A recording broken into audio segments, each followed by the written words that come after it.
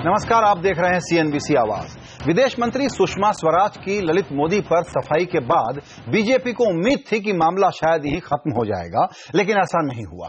कांग्रेस ने सुषमा स्वराज के बयान पर संसद के बाहर खूब शोर मचाया। सोनिया गांधी ने बढ़ चढ़कर धरने को लीड किया। इस दौरान भाषा की तमाम मर्यादाएं भी तोड़ी गईं, लेकिन इन संवादों में यह मुद्दा पीछे छूट गया है कि सरकार और विपक्ष के बीच संवादहीनता कब तक बनी रहेगी और उसको कैसे खत्म किया जाए। इस पर खास चर्चा के लिए हमारे साथ जुड़ रहे हैं बीजेपी के प्रवक्ता संबित पात्रा, कांग्रेस के प्रवक्ता प्रेमचंद्र मिश्रा, राजनीतिक विश्लेषक मनीषा प्रियम और वरिष्ठ पत्रकार और मेरे मेंटोर रामकृपाल सिंह। चर्चा के पहले सुनते हैं कि कहा क्या गया था। दोनों तीनों बयान जिस पर आज बड़ा हल्ला मचा है, उसको सुन लिया जाए कि सोनिया गांधी, सुषमा स्वराज और राहुल गांधी ने क्या कहा। आराम से आप धक्का दोगे, देखिए करने में माहिर है। मैं कहती हूँ अगर मेरी जगह कोई नहीं सोनिया जी होती तो क्या करती? मरने के लिए छोड़ देती। ये इतना बड़ा मानवीय संवेदना का केस है जहाँ ललित मोदी की मदद नहीं हुई, मदद उस पत्नी की हुई जो भारतीय नागरिक है। बहुत एलोक्वेंट भाषण किया उन्होंने और उन्होंने ये भी कहा कि क्या सोनिया जी भी यही करती। सिर्फ दो सवाल उठते हैं। पहली बात, सोनिया जी ये नहीं करती। सुषमा जी के परिवार को, पति को और उनकी बेटी को ललित मोदी जी ने पैसा दिया है। वो देश को बता दें कितना पैसा उनको मिला है, ललित मोदी जी ने उनके परिवार को कितना पैसा दिया है, ये भी बता दें। तो ये बयान और ये तीखापन जो देखा गया है कल से। संबित पात्रा जी, सबसे पहले आपके पास आऊंगा। पॉलिटिकल जो डायलॉग पर डायलॉग चल रहे हैं उस पर हम बाद में बात करेंगे। सुषमा जी ने जो बात कही, बहुत नपी तुली, बहुत साफ बयान था उनका, लेकिन जो एक सवाल सब लोग पूछ रहे हैं, चिदम्बरम साहब ने भी वही सवाल पूछा है, और वो ये कि बिल्कुल ठीक था उसका मदद करने वाला जो फैसला था, उनकी पत्नी को जो मदद करने का फैसला था। हाई कमीशन को बता देते, बाकायदा बताते, ऑफिशियली बताते, लिखित में ये आदेश जाता और वहां पर एक टेम्पररी वीजा डॉक्यूमेंट उनको दिया जा सकता था, सिर्फ पुर्तगाल के लिए ट्रैवल करने के लिए। ये काम इन्होंने व्यक्तिगत रूप से फोन पर क्यों किया और इसकी कोई जानकारी मंत्रालय को क्यों नहीं थी? ये सवाल है मेरा आपसे। देखिए, इसमें दो चीजें हैं। पहली बात तो है, एक बात हमें ध्यान से समझना होगा कि इसमें किसी प्रकार की मदद ललित मोदी को नहीं हुई है। ललित मोदी जी की धर्मपत्नी मिनाल मोदी ने एक विटनेस स्टेटमेंट करके यूके की अथॉरिटी को लिखा था कि मैं यहाँ माइग्रेंट हूँ, क्लास टाइप 1 माइग्रेंट हूँ यहाँ पे, और मैं कैंसर पीड़ित हूँ, इसलिए मेरा इंडियन सिटीजन होने के नाते कुछ अधिकार है कि मेरे पति जब मेरा सर्जरी या एनी प्रोसीजर होता है उससे कंसेंट के समय यहाँ मौजूद हो, और इसके लिए आप मेरी मदद करें और मेरे पति को ट्रैवल डॉक्यूमेंट दे। ये उनका विटनेस स्टेटमेंट था। इसी विटनेस स्टेटमेंट के ऊपर सुषमा जी से कांटेक्ट किया गया यूके से कि आपकी क्या राय है। सुषमा जी की जो राय थी वो बहुत स्पेसिफिक थी। पहला था कि ट्रैवल डॉक्यूमेंट देना या नहीं देना ये आप निर्णय करेंगे अपने रूल्स एंड रेगुलेशंस के अंतर्गत, इसमें मेरा या हिंदुस्तान के सरकार का कोई हस्तक्षेप नहीं होगा। दूसरा, उन्होंने कहा कि जहां तक दो देशों के बीच में इस ट्रैवल डॉक्यूमेंट को लेकर संबंधों के सवाल है, उस संबंध में कोई दरार नहीं पड़ेगा, इतना सुषमा जी ने कहा। इस बात को मंत्रालय से शेयर करना चाहिए था कि नहीं, कैबिनेट से शेयर करना चाहिए था कि नहीं, अगर यह विषय उठता है तो हमें यह भी ध्यान रखना है कि चिदम्बरम साहब ने व्यक्तिगत रूप से यह निर्णय लिया था कि दोनों देशों में संबंधों की खराबी होगी। यह कैबिनेट वेटेड नोट नहीं था, कैबिनेट ने यह नोट नहीं बनाया था, कैबिनेट ने सामूहिक रूप से यह निर्णय नहीं लिया था, यह केवल चिदम्बरम साहब ने लिया था, एमईए ने भी तब नहीं लिया था। और दूसरी बात है कि आप देखिए, इसमें किसी प्रकार के छुपाने की कोई बात ही नहीं है। मदद ललित मोदी की नहीं है, उसे हम शुरू से बिल्कुल मानते हैं भगोड़ा है, मगर शुरू से जो आप बिल्कुल ठीक कह रहे हैं, ललित मोदी को मदद का मामला नहीं है। एक दूसरी इंडिविजुअल जो भारतीय नागरिक है, नाजुक स्थिति में थी और वो मदद करने में भारतीय नागरिक की कोई दिक्कत नहीं है।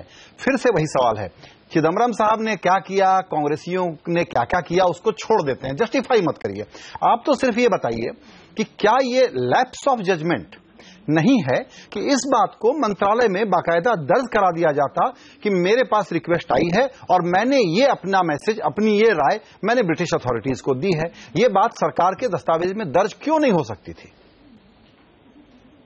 देखिए, इसमें दो चीजें हैं। पहली बात की अगर इसको हम इम्प्रोप्राइटी और करप्शन के एंगल से देखते हैं, करप्शन तो बिल्कुल नहीं कह रहा हूं, not a case of corruption बिल्कुल नहीं, मैं तो कह रहा हूं अब्यूज ऑफ अथॉरिटी है या लैप्स ऑफ जजमेंट है, दो लफ्ज इस्तेमाल कर रहा हूं मैं तो। मैं वही कह रहा था, मैं अपने तरीके से कह रहा था कि it is not a case of corruption और impropriety, it is a case of compassion. At worst, अगर वर्स्ट से वर्स्ट भी कुछ कहा जाए, कोई हम पे एलिगेशन लगाए जो हम मानते नहीं है, वो हो सकता है कि मिसप्लेस्ड कंपैशन है या compassion which was not jolted down in note paper, वो कंपैशन जो कि लिखित रूप से नहीं दिया गया। देखिए, कंपैशन हो सकता है, वो लिखित हो या मौखिक रूप से हो। कंपैशन खराब है या सही है, इस पे डिबेट होनी चाहिए। बिल्कुल ठीक बात है। प्रेमचंद मिश्रा जी, दरअसल सच बताता हूं आपसे, हम लोग बहस तो कर रहे हैं, पब्लिक में ये स्टोरी डेड है। बड़े बड़े स्कैम 2 हफ्ते के आगे आजकल लाइफ साइकिल रहती नहीं है इस हिंदुस्तान में। उसमें इस मामले पर अब सफाई दे देने के बाद आप जो सोचते हैं कि ये दोबारा जागृत हो जाएगा और सरकार इसमें दबाव में आएगी और कोई एक्शन होगा, तो वो नहीं होने वाला है। आप लोग आगे क्यों नहीं बढ़ रहे हैं? देखिए, अगर सरकार हठधर्मिता पे अड़ी हुई है तो लोकतंत्र में हमारा एज ए विपक्ष यह दायित्व बनता है कि हम ऐसे मुद्दों को लेकर अपनी आवाज उठाते रहें। सवाल ये नहीं है कि आज जिस ढंग से सुषमा जी ने व्याख्या की, भारतीय जनता पार्टी के नेताओं ने उसके समर्थन में अपने तर्क दे रहे हैं। भारतीय कानून के नजर में जो व्यक्ति वांटेड है, जिसे भारतीय कानून को तलाश है, उस व्यक्ति की आपने मदद की, अपने व्यक्तिगत स्तर से की, गुपचुप तरीके से की, आपने अपने विभाग को विश्वास में नहीं लिया, भारत सरकार के वित्त विभाग को कॉन्फिडेंस में नहीं लिया, जिसके नजरों में वो मनी लॉन्ड्रिंग या दूसरे मामले उन पर हैं, 15-16 मामले हैं, कई पर प्रोसीडिंग चल रहा है। मैं ये समझता हूं, कल जब विपक्ष सदन में था ही नहीं, तब आके 2 महीने के अंतराल के बाद एकाएक आपने देखा कि मैदान साफ है, तो अपने आप को बात कह दो। यह भी अपने आप में एक राजनीतिक चालाकी है। तो ऐसे मामलों में आप इमोशनल स्पीच दे रही हैं, अपने मिसकंडक्ट को छुपाने के लिए एक झूठ पर दूसरा पर्दा डाल रहे, बार बार झूठ पर झूठ बोल रहे, और आप फिर भी ये एडमिट तो आपके मुंह से निकल ही गया कि हाँ हमने किया है और ये गुनाह है, तो मैंने गुनाह किया है, कैंसर पीड़ित महिला को मैंने मदद की है। तो जो सवाल इस देश में ये नई व्याख्या होगी कि अगर भारतीय कानून किसी को तलाश रहा है और भारतीय कानून की गिरफ्त से कोई बाहर है, जिसको भारतीय लॉ की जरूरत है, और उसके बाद अगर उसके परिवार में कोई बीमार होता है, तो क्या ऐसे मामले में भारत सरकार के मिनिस्टर को हक है कि चुपचाप तरीके से उसे मदद करे, जबकि भारत सरकार ने इंग्लैंड की सरकार को कह रखा था कि बाहर नहीं जाए? बिल्कुल, आप जवाब दीजिएगा। प्रेमचंद जी, आपने अभी बहुत कड़ी आलोचना रखी है और जिन शब्दों में रखी है वो आपने बोला है, संबित जी ने सुना है और हमारे दर्शकों ने सुना है, लेकिन राहुल गांधी ने जिस भाषा का आज प्रयोग किया, क्या ये अवॉइडेबल नहीं था? देखिए, कई बार अगर हम इस भाषा और संयम की बात करेंगे तो कम से कम भारतीय जनता पार्टी के नेताओं ने, खासकर प्रधानमंत्री जी ने, लोकसभा चुनाव के पहले से लेकर लोकसभा चुनाव के कैंपेन में और अभी तक जिस भाषा को प्रयोग कर रहे हैं, वो भाषा तो मेरे ख्याल से उससे बहुत अच्छे दर्जे की शैली और भाषा हमारे नेताओं ने आज भी प्रयोग किया है। मां बेटी की सरकार, देश को लूट लिया, खा लिया, 60 साल में देश में कुछ हुआ ही नहीं, क्या क्या नहीं कहा गया है। साहबजादे, इन तमाम चीजों पर अगर जाएंगे तब तो भारतीय जनता पार्टी को और व्याख्या को पीछे ले जाना पड़ेगा। मैं समझता हूं अभी आपने डीएनए का इशू बिहार में उठा दिया इनके प्रधानमंत्री जी ने, अब उस पर सफाई दे रहे हैं। सवाल तो कई उठता है ना, अगर किसी के डीएनए 2009 में भोज देकर, देखिए फिर देखिए वही बात है। देखिए फिर अभी जो मैंने प्रेमचंद जी, आपको भी वही कहूंगा कि तुम गिरे हुए हो इसलिए हम भी गिरेंगे, ये कंपटीशन चला रहे हैं क्या आप लोग? कि इनसे तो अच्छी भाषा है, फिर नहीं, ये हमारी कंपटीशन नहीं है। चोर लुक छिपके। संजय जी, मैं आपको बड़ा सम्मान करता हूं, इसलिए कह रहा हूं, सवाल यह है कि हमें नैतिकता का पाठ वो पढ़ाएं जो खुद नैतिक हो, जिन्होंने भारतीय राजनीति को, भारतीय लोकतंत्र को, भारतीय संसदीय प्रणाली को कमजोर किया है लगातार 10 वर्षों तक। वो अब जब अच्छा, आइए ठीक है, आइए 2 राय और ले लें, गरज हो रही है, आइए 2 राय ले लें, पहले रामकृपाल जी और फिर मनीषा जी। भाई, हमको लगता है कि ये मामला क्लोज होना चाहिए। पब्लिक नाराज है, विरोधी पक्ष पर नाराज है कि संसद पूरा बर्बाद हो गया, सत्र चला गया।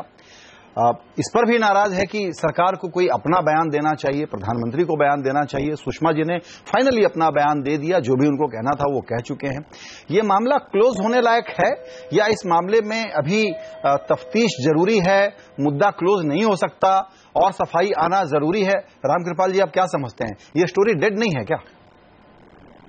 संजय जी, अभी आपने जो बात कही कि जनता के बीच ये मुद्दा है ही नहीं और पार्लियामेंट के बाहर सड़क पर ये मुद्दा लोग उठा रहे हैं, ठीक है। अभी जो सारी बहस अब तक हुई है, संजय जी मैं एक बात कह रहा हूं आपसे कि पिछले 1 महीने से सुषमा जी ने अच्छा किया या बुरा किया, इस पर मीडिया से लेकर सारी पॉलिटिकल पार्टीज के सारे नेता अपने अपने तर्क दे चुके हैं। हम आज का सवाल ये नहीं है कि सुषमा जी ने अच्छा किया गलत किया। मेरा ये कहना है कि लोकतंत्र में न्यायपालिका और संसद, ये 2 मुकाम ऐसे होते हैं कि जहां में से किसी का एक का चुनाव आप कर लीजिए, सड़क तीसरा ऑप्शन होता है। लेकिन ये पहली बार ऐसा मैं देख रहा हूं, हालांकि बीजेपी ने भी ऐसे ही किया था, नो डाउट, लेकिन मैं देख रहा हूं कि ना आप अदालत जाएंगे, ना आप संसद में जाएंगे, सड़क पे जाएंगे या टेलीविजन पर बतियाएंगे आप। मैं आज एक वाक्य है, मैं सोनिया जी की बात से मैं नहीं कह रहा हूं कि उन्होंने गलत कहा, हो सकता है उन्होंने सही कहा हो। नाटक की भी समीक्षा उसको देख के की जाती है। सवाल इस बात का है कि जो तर्क हम आज सड़क पे कर रहे हैं वो संसद के भीतर या अदालत में अगर आप असहमत हैं तो ये दरवाजे हैं। ये देखिए, मैं इसमें दोनों की बात करता हूं, कांग्रेस भी दोषी है और बीजेपी भी अब इक्वली दोषी है। मुझे लग रहा है कि जो बीजेपी का एरोगेंस है वो राष्ट्रहित से ऊपर है। अगर आप ये बता दें कि मोदी जी अगर एक बार उठ करके संसद में ये कह दें कि हम निवेदन करते हैं, अतीत में गलतियां हमसे भी हुई होंगी, क्योंकि ऐसी कोई पार्टी नहीं है जो कहे कि उसके सारे सदस्य ईश्वर हैं, क्योंकि सिर्फ ईश्वर ही गलती नहीं कर सकता। अगर आप हैं तो आपके लोगों से भी गलतियां हुई होंगी, नेग्लिजेंस हुआ होगा।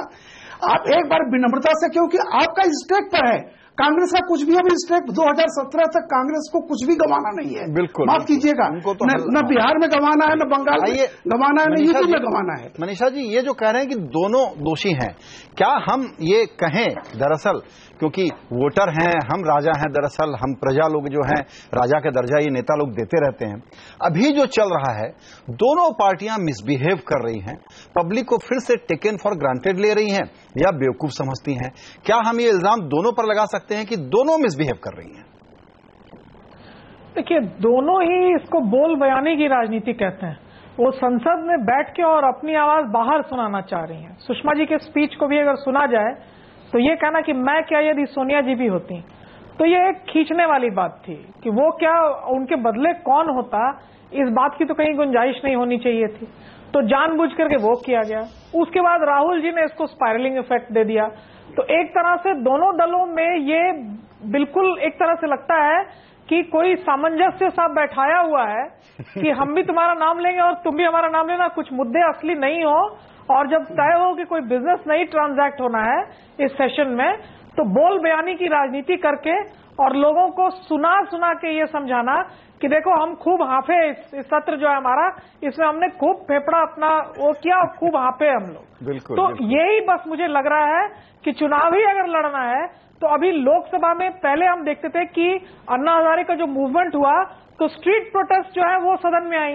इस बार हम देखते हैं कि सदन की गरिमा को बाहर से नहीं भंग किया जा रहा है, अंदर से सदन वाले चिल्ला रहे हैं कि सुनो सुनो बाहर देखो हम ऐसे कर रहे हैं। तो इसको बोल बयानी की राजनीति संसद से सड़क तक कटाक्ष करो कि ऐसे जगह जाके लगे कि इसके बाद आगे जो है वो फैमिलीज पर बिल्कुल मामला आ जाए कि उन्होंने मेरे परिवार को ये कहा, तो उन्होंने मेरे परिवार को ये कहा। तो एक तरह से कैंपेनिंग की बातचीत जो है वो भाषा हम सुन रहे हैं लोकसभा के अंदर। एब्सोल्युटली।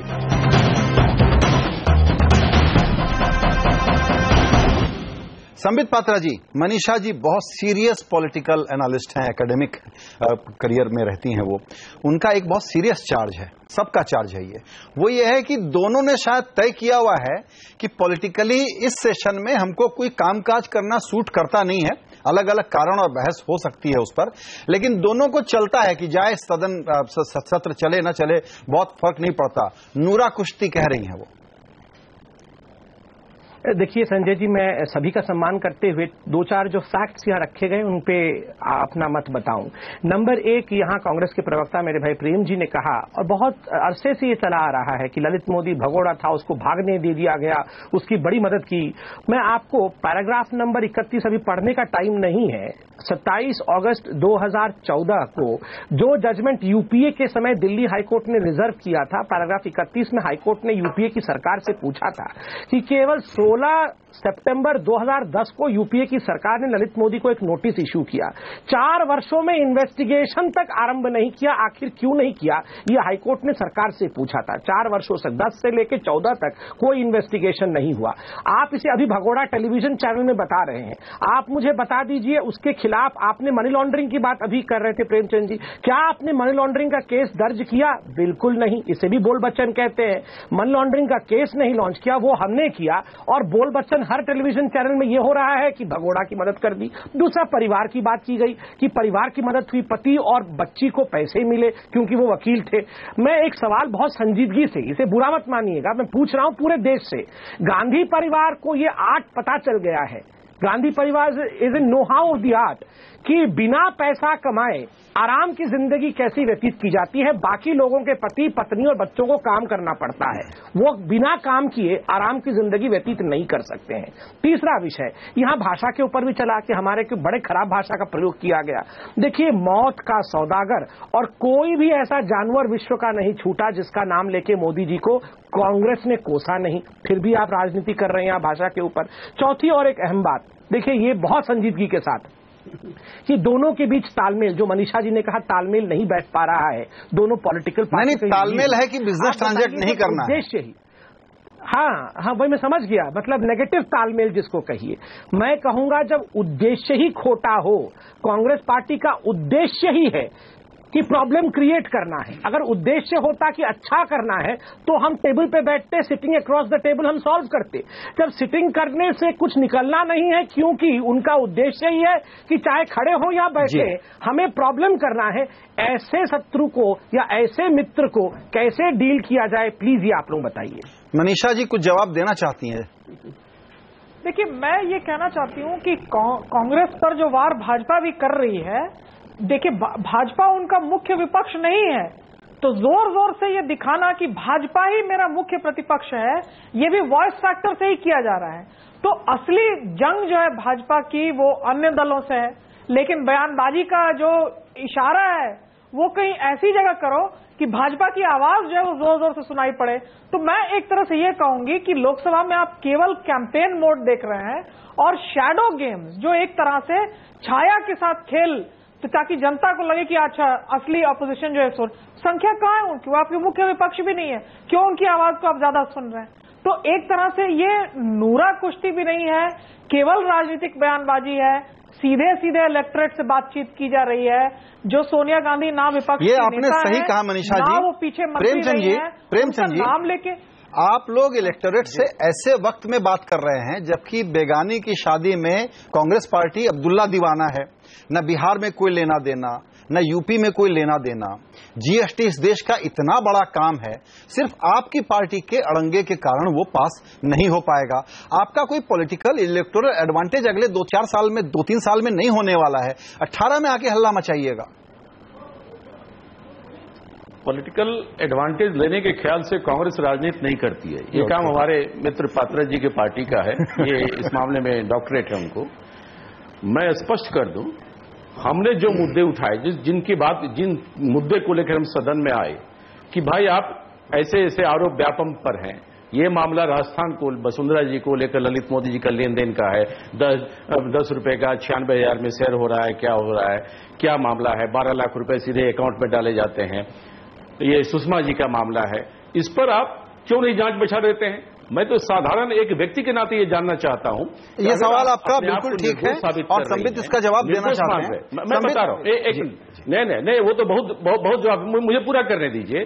सवाल है कि हम तो अपने जो हमारा अधिकार है उस नाते हम सदन में बात रख रहे हैं, आप बात नहीं सुन रहे, आप हमारी बात नहीं मान रहे, आप हमारे सांसदों को सदन से बाहर फेंक रहे हैं। जो आपका गुजरात का मोदी मॉडल है, जो काम वहां 12 साल आप गुजरात में करते रहे हैं, तो वो चीज सदन में नहीं होगा। अगर आप हमारे लोगों को बाहर कर देंगे तो हम बाहर में बैठ के बात करेंगे। आप सदन में मेरी बात सुन कहां रहे हैं? और क्या हमने कोई गलत बात कही है? क्या हमने कहा है किसी ईमानदार व्यक्ति को आप जांच कराओ? और अगर हमारे आरोपों में दम है और अगर हमारे आरोपों में दम नहीं है तो भी बात जांच से स्पष्ट हो जाएगी। अच्छा, ये देखिए, बिल्कुल जांच, हमारा कोई मंत्री इस्तीफा नहीं देगा, बिल्कुल, ये हमारा मंत्री इस्तीफा नहीं देगा, ये एरोगेंसी नहीं चलेगी। बिल्कुल। आइए संबित, आप अपना जवाब दीजिए, लेकिन मैं एक सवाल उसमें पूछना चाहूंगा आपसे।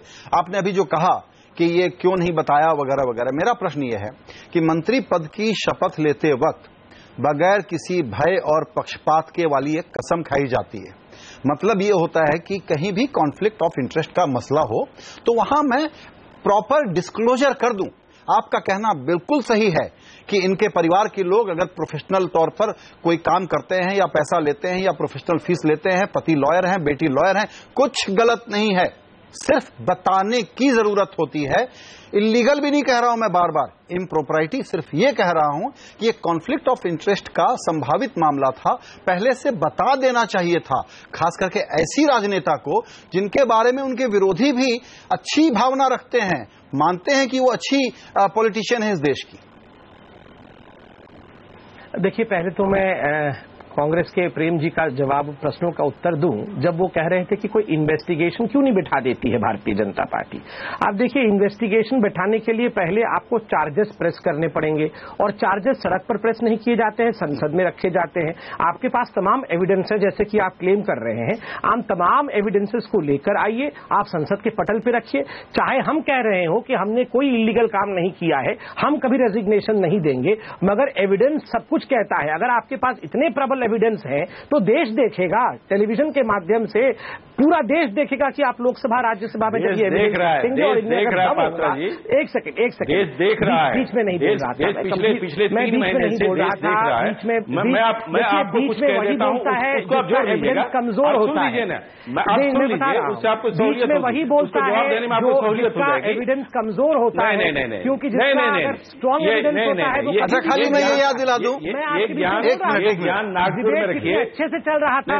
मैं जो कह रहा हूँ, खाली मैं ये याद दिला दूं, आप लोग सब चैनल पे जाते हैं, याद रखिएगा, ये सीएनबीसी आवाज। आप ये बताइए, मैं तो बीच में नहीं बोल रहा था। नहीं, मैं आपको ऐड कर रहा हूँ। आपके गलत प्रवचन को सुनने के लिए मैं यहाँ नहीं बैठा हूँ ना। और दूसरी बात ये बताइए, मुझे अपना विषय कंप्लीट करने ये बता दीजिए, उसके पश्चात सुषमा जी का एक्ट मिसकंडक्ट है कि नहीं है। अच्छा भाई, सुनिए, आप लोग मुझे जो उपसंहार के लिए समय चाहिए, दरअसल सुनिए, मुझे आप दोनों पर रोक लगानी पड़ेगी, क्योंकि उपसंहार के लिए जो समय मुझे चाहिए आप मुझे दे दीजिए। अब भाई संबित पात्रा, एक मिनट, चूंकि आप लोगों ने मेरा ये वाला समय ओवरलैप करके ले लिया, तो अब मुझे जाते जाते बिल्कुल 15 सेकंड में 2 टिप्पणियां रामकृपाल जी से और मनीषा जी से लेने दीजिए। रामकृपाल जी, क्या ये मान लिया जाए कि संख्या बल का सवाल नहीं है, संसद चलाने के लिए सरकार को और विपक्ष को एक लेजिटिमेट तरीके से आपस में बातचीत करनी होती है, और दोनों तरफ ऐसा कोई इरादा नहीं दिखता और दोनों यहां पर अपनी ड्यूटी से पीछे भाग रहे हैं। रामकृपाल जी।